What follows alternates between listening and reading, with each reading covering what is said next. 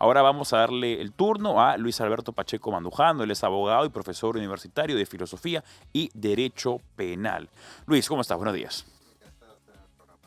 Bien, conversábamos justamente ahora antes de en la pausa, antes de volver al aire. Te pregunté sobre tu opinión acerca del caso de Cerrón. Tú también eres de la región Junín y quería saber cómo, cómo siente la región Junín la disyuntiva de la presencia de Vladimir Cerrón. ¿Fue un desencanto para ellos que Perú Libre fuera elegido como presidente de la República o estuvieron contentos con su participación? ¿Qué dice el huancaíno de Cerrón? La región Junín, lamentablemente, ha pasado la historia de estos últimos 20 años en una sucesión de errores provenientes de las elecciones populares que ha llevado a que Vladimir Cerrón se convierta en presidente del gobierno regional hasta en 2 ocasiones. Ujú. En una primera ocasión, la gestión fue pésima y luego fue reelecto después de un periodo en el que estuvo otro señor peor que él, ¿no? Un señor de apellido Unchupaico, Ujú. Ángel Unchupaico Canchumani, y regresa Cerrón, eh, pero no termina el gobierno porque lo condenan, como Sí, recordarás, claro. de manera que tiene que dejar la presidencia del gobierno regional, Pero ¿no? recuerdo que su presencia o la imagen de él continuaba estando presente incluso en la gobernación regional, porque había una ilustración de Vladimir Cerrón en la oficina del gobernador, Lo como que si fuera pasa, un líder histórico. claro, a ver, el que asume la presidencia del gobierno regional fue el teniente gobernador, Ujú. el señor Fernando Orihuela Rojas, abogado también de profesión. Pero tú sabes que se elige a un partido político, Sí. no específicamente a una persona.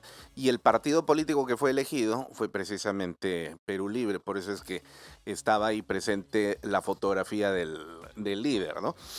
Una característica fundamental de los marxistas-leninistas auténticos es el culto a la personalidad. Esto Ujú. lo recordarás con Stalin, Sí, con Mao Zedong, sí. entre otros, Abimael Guzmán, ¿ah? Ujú. Y por supuesto, autoproclamadamente Vladimir Cerrón como un auténtico marxista-leninista no podía pues ser la excepción, así que Ujú. el culto a la personalidad se expresaba en lo que tú recuerdas ahí, la fotografía de Cerrón en todas las oficinas públicas del gobierno regional. Ujú. Pero fuera de ello, la gente en Huancayo, bueno, citadinamente hablando, no tiene absolutamente ningún buen recuerdo de él, eh, que es conocido más bien por la corrupción que generó y el Ujú. abandono en el que cayó Sí.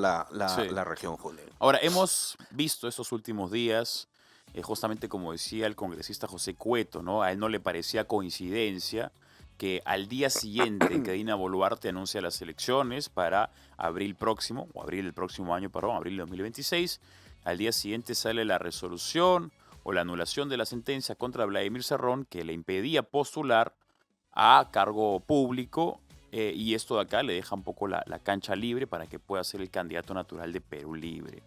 ¿Tú crees que hay una correlación entre una cosa y la otra o ha sido coincidencias de dos hechos A ver, juntos? se dice que en política nunca hay coincidencias, ¿no? Pero Ujú. claro, esa es una regla que siempre tiene excepciones. Em, Fíjate, el caso que se ha seguido contra Vladimir Cerrón ha estado tan lleno de vicios jurídicos, nulidades, que han terminado generando un Frankenstein dentro del proceso. De manera que en el afán de realizar un acto auténticamente de justicia, terminaron beneficiándolo porque llegado a la Corte Suprema de la República, los jueces que vieron el caso no podían sino reconocer lo que se había cometido en las anteriores instancias, es decir, ese proceso estaba nulo desde el inicio, Ujú. ¿no? Y la consecuencia es esta. Ahora, ¿quién es el responsable de la acción penal que tiene que ejercer la representación de la sociedad en juicio y tiene que aportar en un debido proceso todos los elementos necesarios para condenar a una persona, si realmente hay caso, es el Ministerio Público. Si la Fiscalía no logra hacer eso o lo hace mal con el silencio cómplice de algunos jueces, evidentemente en la medida en la que la cosa vaya subiendo hasta llegar a las instancias supremas, pues vas a encontrar un castillo de naipes que con un soplido va a terminar cayéndose. Entonces, yo creo que en esta oportunidad sí estamos frente a una situación tremendamente coincidente, porque a Ujú. veces hay esas coincidencias de la vida en la que el Poder Judicial pues le da la razón por estas razones a Vladimir Cerrón. ¿Ves debilitado a Perú Libre de cara a las próximas elecciones o al contrario crees que Vladimir Cerrón pueda utilizar este discurso de victimización, de persecución política para capitalizar más réditos electorales? Yo no veo a Vladimir Cerrón con la característica política ¿Carismático? del caviar que se suele victimizar para Ujú, poder encontrar algún tipo de rédito político, ¿no? Yo veo que más bien Vladimir Cerrón es el que le pone cara a las cosas, ujú. pero sin duda alguna, sin caer en la mojigatería de la victimización, va a utilizar este hecho para poder demostrar lo que él ha venido atacando en este último tiempo. Sus enemigos fundamentales el día de hoy ni siquiera es la derecha, sino es el caviarismo, Ujú. hipócrita y felón. Hace un momento yo le escuché a César Combina que daba una apreciación con la cual yo no comparto. Él dice que todos los caviares son marxistas. Ujú, No, yo sostengo exactamente lo contrario. Ojalá fueran marxistas, porque ujú, con un marxista tú todavía tienes la posibilidad de debatir en términos racionales. ujú, Pero con un caviar, el caviar lo que te busca no es debatir en el argumento, sino tratar de deslegitimarte, es decir, a recurrir permanentemente a la falacia dominem y construir bulos para lograr sus objetivos de una manera completamente amoral. ujú. Y esto precisamente genera la posibilidad de que tengas tú una Verónica Mendoza que no tiene ningún rubor, ella como la mamá de los caviares, en salir a prestar el apoyo a Pedro Castillo en su Ujú. momento y luego muy indignada ponerse en la otra posición Y de... decir que han sido oposición, ¿no? Así es, efectivamente, ¿no? Entonces, esa hipocresía Ajá. característica del caviarismo no es propia de un marxista, ¿no? El Entonces, yo no lo veo término, a Cerrón ujú. en ese juego, ¿no? El término caviar también ha sido tendencia en las últimas semanas porque, curiosamente, estas son personas que son incapaces de presentar conceptos sencillos como qué es una mujer, qué es un hombre, pero están obsesionados con querer saber qué es un caviar y presentan sus propias teorías, ¿no? Dicen caviar significa defender derechos humanos y proteger a las minorías. Bueno, eso no es una definición de caviar. Yo tengo una, pero me gustaría escuchar la tuya. ¿Qué cosa es un caviar para ti? Es eso, es huevera. Huevera. Me han dicho que tenga cuidado con el Ah, lenguaje. bueno, huevera es parte del pescado, del pez, no pasa nada. Sí, y como huevera que es gelatinosa, amorfa, tiene la forma que el receptáculo que lo contiene le otorga en el momento determinado. Y por eso precisamente carece de orientación, carece de principios, carece de sustento. Es decir, es parásitamente oportunista, ¿no? Parásitamente oportunista, una manera poética y prudente de describir a un caviar.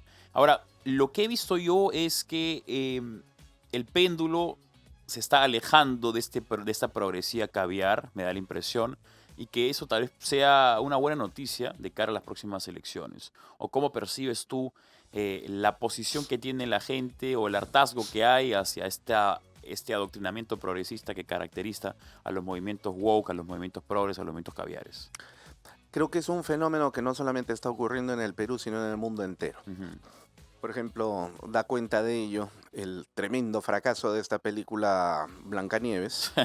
Para comenzar, Blancanieves, Snow White Sí. en inglés, termina colocándote una persona morocha, pues esa no es Claro. ya para comenzar, ¿no? Y el rechazo mayoritario, aquí me parece que ya han sacado la película de las carteleras porque no llama, ¿no? Ujú. Porque la gente está, como tú mismo lo has dicho, harta ya, de que se patee permanentemente el sentido común. Ujú. Y la progresía woke tiene esa costumbre de patear el sentido común, ¿no? Entonces, los seres humanos, pues, en algún momento tienen que dejarse guiar por el sentido común, y el sentido común en este momento está eh, generando este rechazo permanente, lo cual es sumamente bueno. Ahora, en el Perú, con mayor razón, si tú encuentras a personajes que además dicen, sí, soy caviar y qué, me siento orgullosa, como Susel Paredes, Sí. que luego desde un taxi te sale a decir, Pedro Castillo podrá ser un delincuente, pero no es incapaz moral. Por el amor de Dios, uno tendría que preguntarse pues inmediatamente, señora Susel Paredes, entonces, a ver, pónganos el ejemplo de qué delincuente sí es una persona Claro. que sea capaz moral. Dicho sea de paso, la señora llevó un violador de menores como asesor a su gabinete parlamentario, que está el día de hoy purgando una pena de 25 años. 25 años. Y hasta ahora yo no veo ninguna marcha de los defensores de los derechos humanos de los niños Sí. por esa situación, ¿no? Exactamente, ¿no? Esto no salió en Huayca, no salió en la República, la gente lo tomó como, bueno, no les conviene, pues no les conviene insistir. Por eso te digo que en la son narrativa. hipócritas, son parasitariamente oportunistas, porque ellos tienen la forma del receptáculo que los contiene, ¿no? Ujú. Ahora, el señor Vizcarra, justamente habíamos prometido a la audiencia que iba a ser tema de conversación.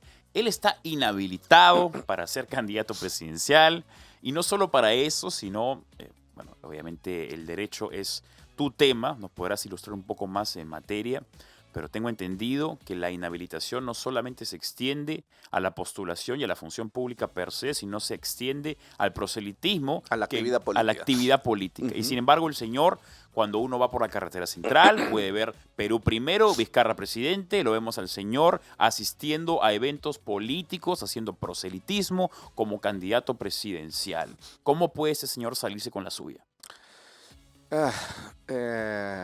Bueno, no sería Perú si no tuviéramos este tipo de casos, ¿no? Y es lamentable, pues, o sea, es una broma negra, ¿no? Una realidad, lamentablemente. La que encontramos en la realidad. La semana pasada estuvo Vladimir Cerrón en mi tierra, justamente en Huancayo. ¿Vladimir Cerrón o Vizcarra? Perdón, el señor Vizcarra, perdóname. Que a veces parecen Jano, ¿no? Son dos caras de la misma moneda. Bueno, estuvo Martín Vizcarra en Huancayo, y mis paisanos, que no son ningunos tontos, le dijeron en la cara pelada todo lo que tenían que decir. ¿Tú crees que se ruborizó de alguna manera? No, al contrario, ¿no? Él sonreía, saludaba mientras le decían de todo. Pero en fin, esa es la característica. Por eso le dicen el lagarto, pues. Ujú. Ahora, ¿puede él realizar proselitismo y actividad política? No, tiene de las tres, 2 inhabilitaciones que taxativamente contemplan el impedimento de que él realice actividad política de cualquier naturaleza. Ujú. El señor dice que no se le puede limitar en un derecho humano. Bueno, que vaya al Poder Judicial y que interponga pues un amparo contra ello. Mientras no suceda eso, tiene que acatar la norma jurídica, Ujú. ¿no? Y en este caso es la resolución emitida por el Congreso de la República. Ahora, ¿quién debe cautelar por esto? Es el Poder Judicial, ¿no? Pero el Poder Judicial tiene una línea de politización que es completamente innegable.